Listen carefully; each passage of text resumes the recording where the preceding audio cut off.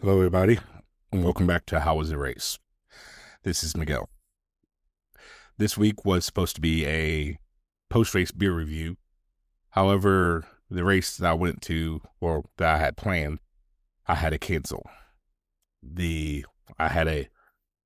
had like a bulged disc in my back, and with that, it made it very difficult to stand or walk, let alone try to run, especially if the entire marathon, a full marathon. So I did what I thought was the prudent thing and decided to cancel my flight, cancel my hotel, go to the doctor, get all that taken care of. I did actually buy race insurance this time for this race, and I'm glad I did. So I'm going through the process of filing for the refund for that through the insurance company that they used for that. The race I was going to do was the Vermont City Marathon. As I looked at the area of Vermont, there didn't appear to be a whole lot to do. So instead of traveling up there with me, my son, my girlfriend, and having the $400 per person for a flight and $600 for a rental car, or $500 for the rental car and $600 for the hotel, plus all the food and everything else, seeing as there wasn't a lot to do there, or at least there didn't appear to be, I didn't want to travel all the way up there to do a few things at a very high cost. I instead chose to stay home, well, local. I traveled to Louisville, Kentucky, which I do frequently, and my son and I, my mom, we went to a UFL football game. We saw the Louisville Kings beat the Dallas Renegades, and now the Kings are in the playoffs. That's nice, I guess. The UFL, it's a division. It's a new division of football. I guess about a few years old. There's several teams. Some teams play at better stadiums than others. Louisville, they play at the Lynn Family Stadium, which used to be for about 2 or 3 years, maybe 4 years, was the finish line for the Derby Marathon. Was at Lynn Family Stadium. That's where Lou City football or Lou City soccer is played. There's some division of soccer. I don't know how the American soccer system works. But instead of doing the race, we went to a football game. My son needed a new golf bag, so we got him a bag, some shoes. We went golfing. We found other things to do locally, more or less, than to travel. And mentally, it's kind of hard to accept when the plan A isn't even attempted, I guess, but it's also best to know when not to attempt something. By going out there and trying to run a marathon with this, I could have really injured myself long term. I could have been out for a month or 3 versus, go take it easy for a week or so and then come back in a much more controlled and logical fashion. I think that's the best way to do things. If you're injured out there, I know it's difficult to set out for a few days, but realize that your plan is a plan, but it has to be able to adjust with the needs of your body and your schedule. If your body is not allowing things, you need to somehow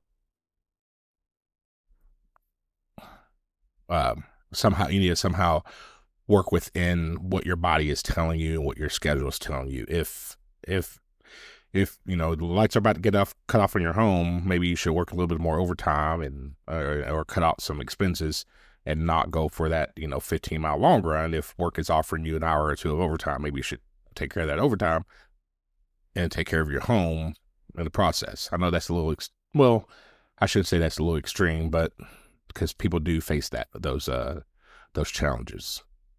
Hopefully, if you are facing that challenge, you do what is wise for your home and not what is best for, what not best, but what feels fun. There's a time to act civilized and act real ill, as Run DMC would say. But anyhow, this is definitely a much shorter episode. that basically was my weekend. Didn't really do any running because of, once again, my back. Uh, I went to the doctor. He gave me some meds. I felt better, and I was able to walk upright. However, trying to run was definitely out of the question. Also, I've been in contact with a race director. I don't want to say which one because I don't. Um, However, I will say that realize that on all of my episodes, on every interview I give, that these mostly they are all opinions. There are some things that are not opinion, such as how a race is certified. A race is certified in a certain way. You can research it yourself to double check me, but that's just how it is. I know that seems random, but that's going to be part of next week's episode. But as far as things such as how large or small an expo is, or how close the finish line and start line and gear check bags were, these things are all, I believe the correct word is subjective. Let me pause that so my dog doesn't keep barking. Okay, I know these things are all subjective. They're just what we feel and what we remember, how we felt at the time. Our memories might be hazy, might be foggy. A lot of times when I interview, when I bring my guest on, I try to get as many new people on my show as possible, and not all of them are familiar with my format of questions, or I should say template of questions, which I'm not even familiar with it myself, which is why if you listen to different episodes, sometimes I ask questions that are important, but then I forget to ask those questions on another episode, but I think of it later on as I'm going through and editing, and it's too late. But realize that also when we talk about shirts, when we talk about medals, when we talk about race expos, depending on certain circumstances, the expos, well, a lot of times the expos, they will change. They will get larger or smaller depending on how the race grows or other things in the city. I remember Indianapolis Monumental, I've been running that race since 2016. It's only been in, I think, 3 locations inside the Indiana Expo Center or Indianapolis Expo Center. I don't know if it's Indianapolis or Indiana. Either way, it's been in 3 locations in the same wing. But the Monumental Expo has been in 3 or 4 locations in the same wing, and it has been fairly large and spacious. It has been small and compact. 2022, I believe it was, or 21, post-COVID, it was a fairly tightly packed expo. And this year, 2026, it was, I think, the largest for the Monumental I've ever seen. And it was fairly spacious. Half it was spacious, half it was kind of, the vendor side was a little tighter from my memory. But once again, that's exactly what I mean. It's my memory. I didn't really go through the vendor space much because I had everything I needed, and I was able to, I had interviews right before my Pace booth time, and I had another interview immediately after I was working the Pacer booth, so I didn't have time to go to the vendor section. So I glanced over there, but I can't. That's why with that episode, I believe Peter was on that episode for the Monumental, and we kind of gave you a better, I think he gave a better description, but we just don't always remember these things. And say that for bathrooms, I don't recall every race how far away the bathroom was from the course, just because if I don't use the restrooms, then unless they're in the way or unless I never see them, well, even then, I usually really, as a pacer, I try to call them out to my pace group. But if I'm just running a race, if I'm not running that, if I'm not with that, if I'm not utilizing the porta potties and such, then I don't really take note of where they were, because I just don't. That's just how I am as a human. But realize that the medals change, the shirts change, the expo sizes change, the location of the expo might change. The start lines do move. Monumental start line has moved once. Derby finish line has moved from one location to another and back to the first. The start line has largely stayed the same for Derby. Chicago has always had the same start and finish line. The expo has changed. And then the Blue Ridge Mountain Marathon the expo has moved. The first year I did it, it was in a hotel. And then every subsequent year, I believe it's been outdoors. Go St. Louis. Well, I've only done that a few times. That has moved. And Mo Cowbell, I did the race, but I did not go to the expo. I don't think. So, yeah, it's all just these things do change. Also, if I speak of a race and you want to do it, especially if it, I would say follow their social media page as well. Almost every race has a social media page, and I highly suggest that you follow them because they will release things such as the shirt release or the medal release, or I forget what they call it, announcements or whatever they call it. And that's where they're doing exactly that. They're showing their medal for this coming year. They're showing their shirts. They're showing the finish line, or they're showing some features along the course. Oh, we're going to be running past this statue or this building or this monument. These are all things that help you remain excited about doing some of these races.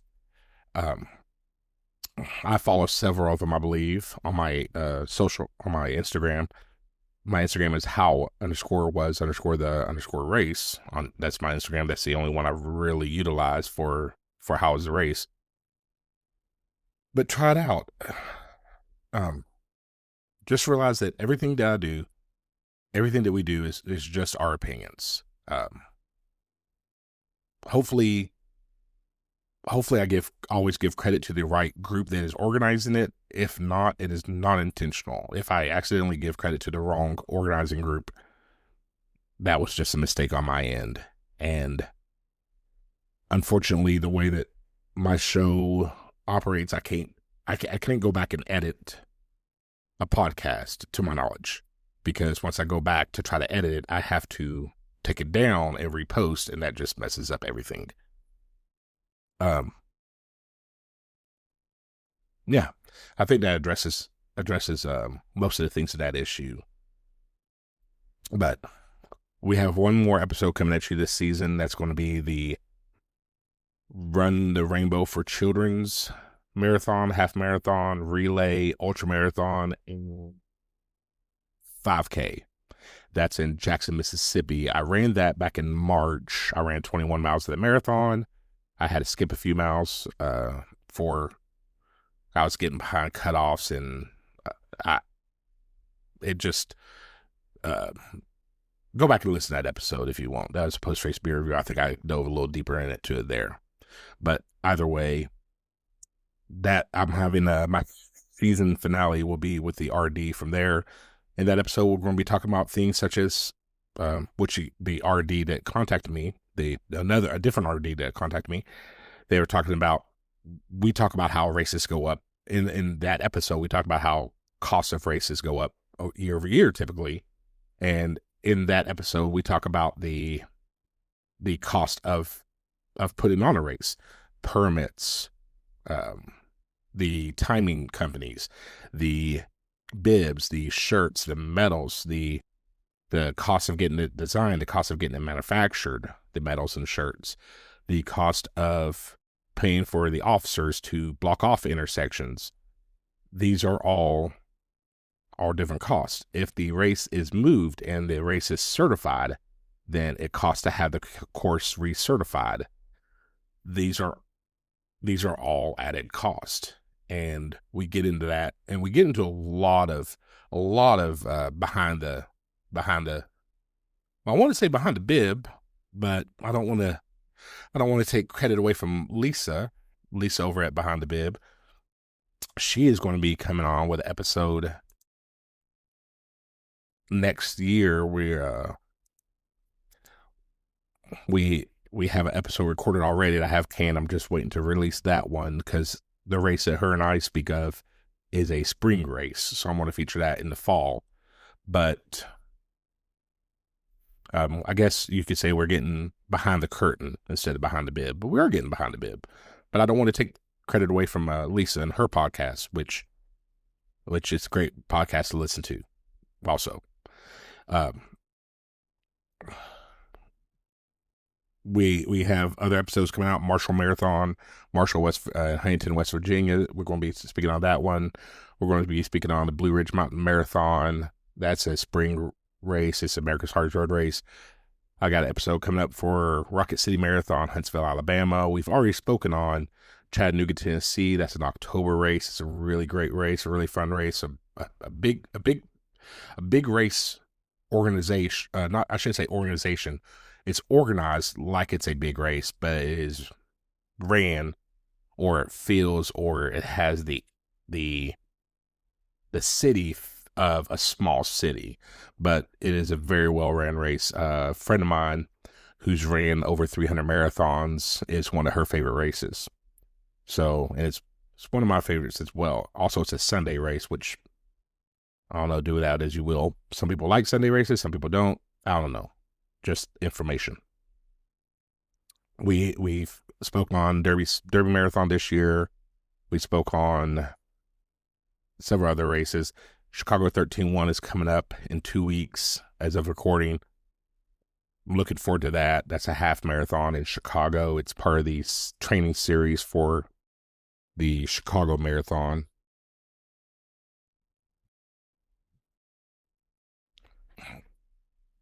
So these are all I feel that I'm coming out with a lot of great races. I'm trying to get some more West Coast races, some more Southwest races. I ran Cowtown back in, I think it was 21 or 22, might have been 23. That's a very great race. That's a very fun race. There's an ultra there as well. Trying to find somebody for that one. I'm working on. I got the LA Marathon I already did. I'm trying to come out. We had the Big Sur. I want to do the I think it's called the Biofree San Francisco Marathon. I forget the exact name of that one. That's a summer race out in, well, obviously San Francisco. Jack and Jill, that's a great summer race on the West Coast. Grandma's Marathon, that's in Duluth, Minnesota. That's a summer race, along with out there in Missoula, Montana. That's another great summer race. I don't have episodes for that yet, but I'm working on those. Those are there's just races off the top of my head that I want you all to look forward to, because these are different episodes I'm planning on bringing out to you and introducing you to. So if you would, as always, share this with a friend, share it with an enemy, share it with a co-runner, share it with a mother, brother, sister on your second, third, uncle side. Share it with somebody you love, share it with somebody you hate, share it with somebody you don't know, even though that'd be kind of odd that you just walk up to a person and be like, hey, listen to this episode, and then just walk away. They might call I don't know, they might call somebody on you. I don't know. Either way, just call somebody. Just share this episode, share it around. Give me a like, give me a follow, give me a subscribe. If you do not subscribe, you will show up on race day, get 2 miles into the race, and realize that you forgot to put on your socks, and now you're going to have Shafe City going on in your shoes. And that's not fun. Either way, go out there, enjoy your day, enjoy the life that you can. Remember that we can't control everything. We can't control everything in a race. We can only control the things we can't control. And one of those things we can control is our attitude. And try to make that attitude positive if you can. My dog's barking again. I love this dog. Not. But run the race you're in, and forward is a pace.